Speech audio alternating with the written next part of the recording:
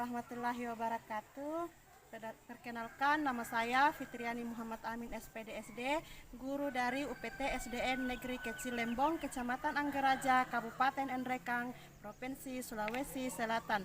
Hari ini saya akan melakukan uji kinerja PPG dalam jabatan tahun 2022 periode 1 tanggal 6 Oktober 2022. Hari ini saya akan melaksanakan pembelajaran pada kelas 5, tema 4, sehat itu penting, subtema 1, peredaran darahku sehat. Sekian, Assalamualaikum warahmatullahi wabarakatuh. Assalamualaikum warahmatullahi wabarakatuh.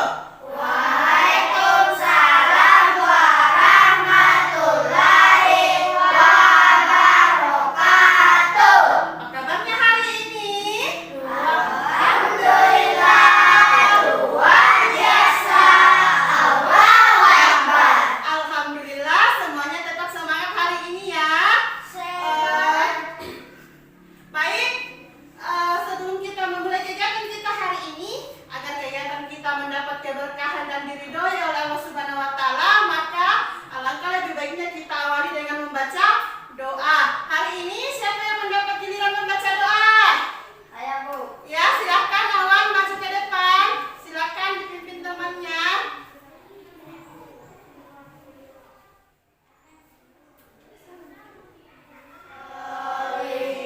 Bismillahirrahmanirrahim. Rabbi zidni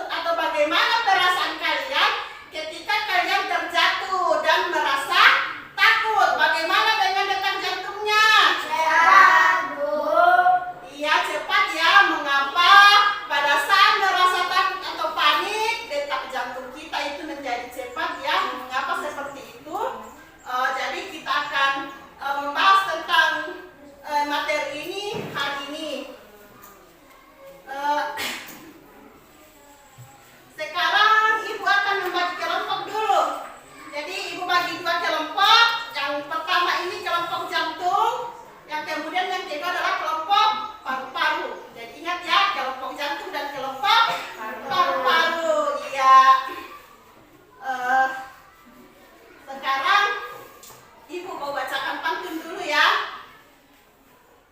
Dengarkan semuanya. Jalan-jalan ke kota Jogja melihat patung. Patung kera ekornya buntung. Mari jaga kesehatan jantung karena nilainya tiada terhitung. Ya, siapa yang bisa? Kita ulangi sama-sama. Jalan-jalan ke kota Jogja melihat patung. Patung kera ekornya buntung. Mari jaga kesehatan jantung karena nilainya tiada terhitung. Ya. Sekarang perhatikan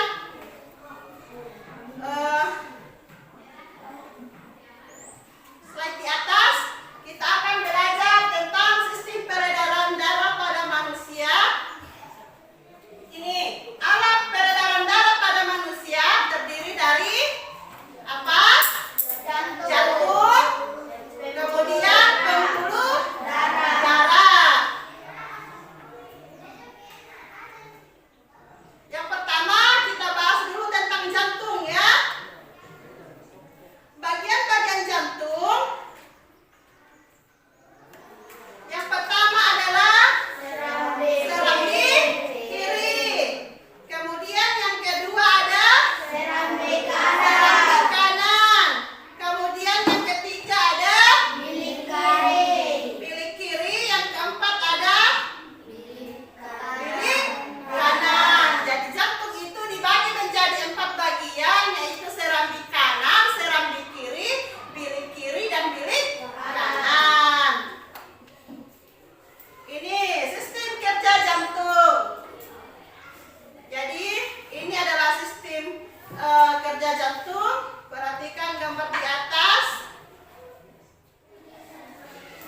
Kemudian ini adalah pembuluh darah. Ada berapa warna? Ya, ada warna merah dan warna biru. Sekarang kita akan melihat bagian-bagian dari pembuluh darah. Yang pertama adalah vena. Ya, jadi yang berwarna biru itu adalah vena. Yang berwarna merah adalah arteri. Kemudian yang di tengah itu ya, kapiler.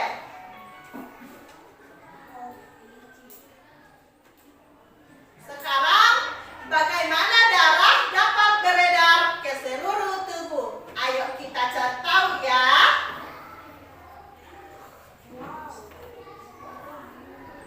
Darah dapat beredar ke seluruh tubuh kita melalui sistem peredaran darah, yaitu darah beredar dalam tubuh kita melalui 2 sistem peredaran darah, yaitu peredaran darah besar dan peredaran darah kecil. Peredaran darah besar. Jadi peredaran darah besar seperti ini gambarnya. Ini peredaran darah besar. Ya. Ya. Darah keluar dari sini. Lihat arah panahnya ya. Keluar dari apa? Bilik kiri kemudian ke seluruh tubuh. Jadi yang keluar seperti ini adalah ke seluruh tubuh.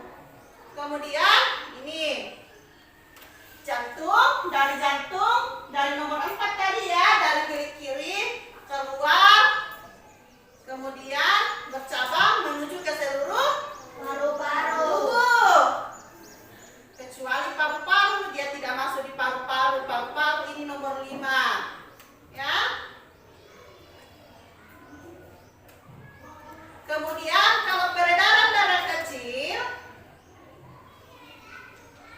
ini peredaran darah kecil. Peredaran darah kecil ini yang nomor 5 adalah paru-paru, yang nomor 6 tadi itu seluruh tubuh. Jadi kalau peredaran darah kecil dia hanya masuk ke paru-paru. Kalau peredaran darah besar dia ke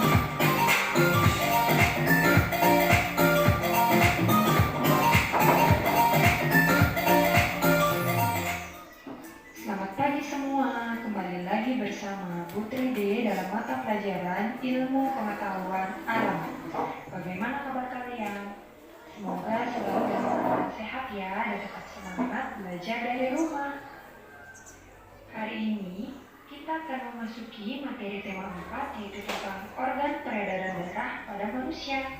Untuk itu, simak video ini dengan baik ya. Pada video kali ini, kita akan belajar materi tema 4, yaitu tentang organ peredaran darah pada manusia. Sebelum masuk ke materi, jangan lupa klik tombol subscribe dan aktifkan lonceng notifikasinya ya. Materi yang pertama yang akan kita bahas yaitu tentang sistem peredaran darah pada manusia. Pada video sebelumnya, kita telah mempelajari tentang organ pencernaan pada irama yang indah dan memiliki makna yang penting. Pantun merupakan puisi lama Melayu Indonesia yang berasal dari bahasa Jawa kuno, yaitu tuntun, yang berarti mengatur atau menyusun. Yang selanjutnya adalah ciri-ciri pantun. Yang pertama, pantun bersaja A, B, A, B.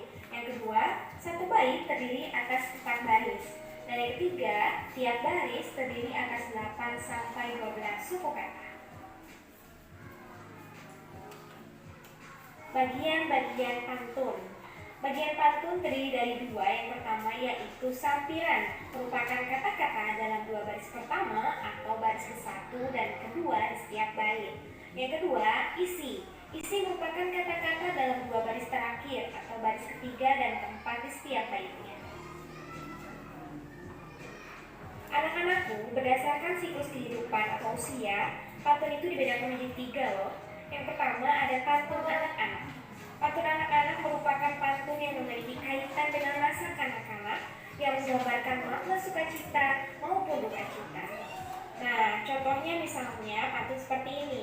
Terbang rendah burung kutilang, hinggap di dahan sambil menoleh. Hatiku senang tidak kepalang, ayah pulang membawa oleh-oleh. Itulah pantun anak-anak. Jadi pantun anak-anak yang tadi dia bacakan itu adalah pantun anak-anak yang bersukacita karena anak tersebut bahagia ayahnya pulang membawa oleh-oleh. Selanjutnya yang kedua adalah pantun orang muda. Apa pantun orang muda? Pantun mengenai kehidupan masa muda yang berisi atau bermakna perkenalan, hubungan asmara dan rumah tangga, perasaan kasih sayang, iba, iri, dan nasib. Oke anak-anak, contoh dari pantun orang muda, misalnya di sini, hujan turun rintik-rintik, ada bubuk di tepi sawah, wahai Dinda berwajah cantik, bolehkah Kanda main ke rumah? Contohnya salah satunya seperti ini. Perhatikan video yang ada di atas.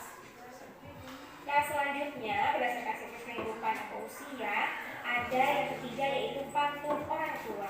Kalau tadi yang pertama pantun anak-anak, yang kedua adalah pantun orang muda, dan yang ketiga atau yang terakhir ini adalah pantun orang tua.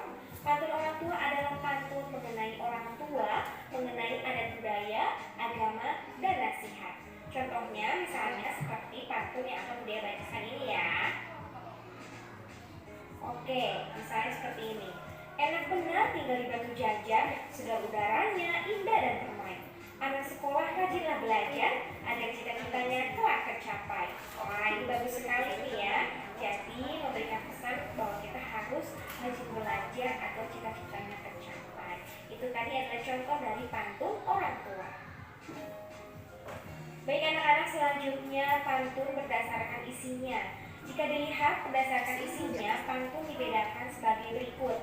Yang pertama, pantun jenaka. Pantun jenaka adalah pantun yang berisi hal-hal lucu dan menarik, sesuai dengan namanya ya, pantun jenaka. Yang kedua, ada pantun nasihat. Pantun yang berisi nasihat dengan tujuan mendidik dan memberikan nasihat moral, budi pekerti, dan lainnya. Yang ketiga adalah pantun teka-teki. Pantun yang berisikan teka-teki dan pendengar atau pembaca diberikan kesempatan untuk menjawab atau membalas teka-teki pantun tersebut.